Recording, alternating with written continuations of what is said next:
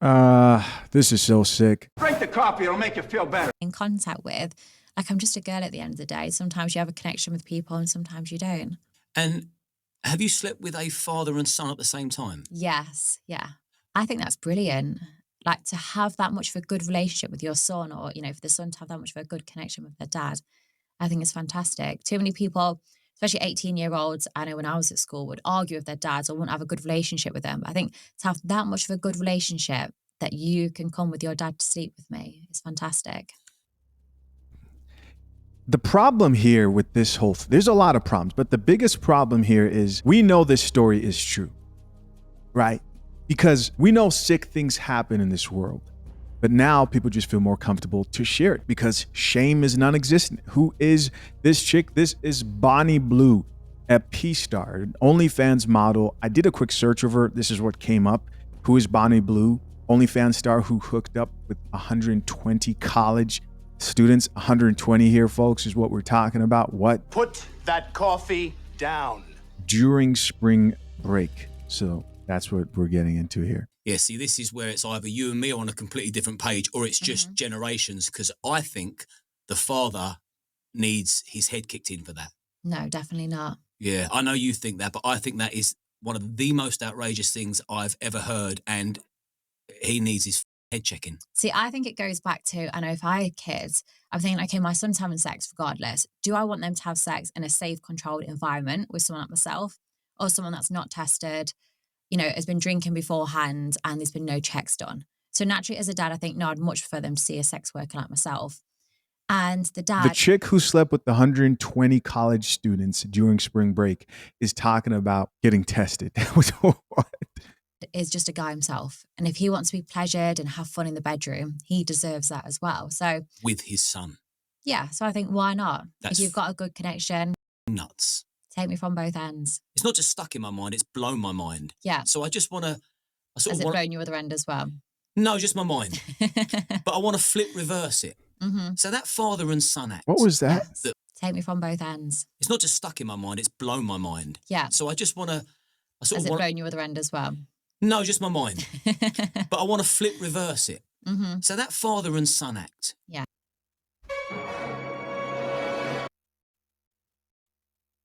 Somewhere is a father.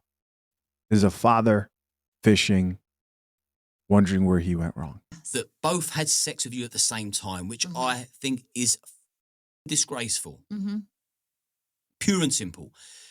You don't. No. You thought it was a beautiful thing. Would you share somebody with your mum or your dad? No, I'd never want my dad to see me, you know, or my mum like that. That's just my personal opinion. It wouldn't turn me on.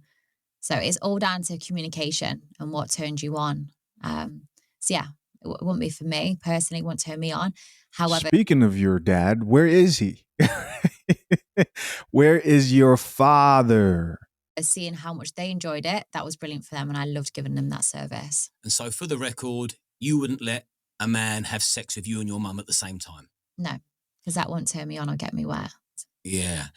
For me, there's no ifs, buts or maybes. That is warped and deranged behaviour, and the geezer needs a slap. But talking about safety, let's talk about the geezer. your safety for a minute. Yes. How do you feel about your safety? Have you ever been in a position where you haven't felt safe? There's definitely times, say if I'm looking at the hate online, so I'm receiving hundreds of death threats a day that you think, wow, okay, this is becoming a lot. But in terms of in-person hate, it has not yet happened. And it's going to at some point. But no one has come up to me to give me hate. No one has ever tried to hurt me in person. So I've never felt unsafe from that point of view. I've always had security and I guess help if I've needed it. And the people that queue up to sleep with me are people that have the utmost respect for me. And they want nothing more than to give me a good time. I want to give them a good time. So the people that are there are fans, subscribers and followers. They're not your middle-aged Karens. Well, you know, you said at the start you was quite naive and vulnerable. Not vulnerable. You was naive to the whole industry 100%. And you sort of navigated yourself through. Do you think maybe you're being naive in the sense that you think everyone that turns up has got good intentions? Yeah, definitely. There's definitely the chance. There was a time recently where there was 23 guys. I wanted to do a big video with all of them. And I don't know how much more we could take of this. Actually, at the end of that, I had things taken and robbed, and they had come back later that day to take more things, or later that evening. But luckily, because I'm a bit of a slut, a group of guys had already stayed behind for me to sleep with again off camera.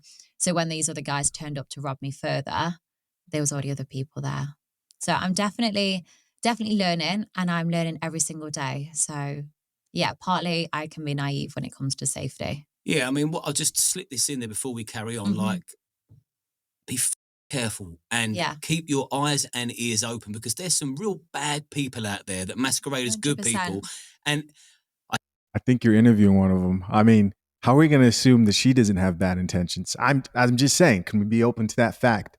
I tend to find that, I mean, not everyone that's highly sexed, but you get your Neanderthal highly sexed man that they're kind of different from the rest. Yeah. And they think differently, and they perceive women differently. Like not everyone that's going to sleep through the net is going to have respect for you.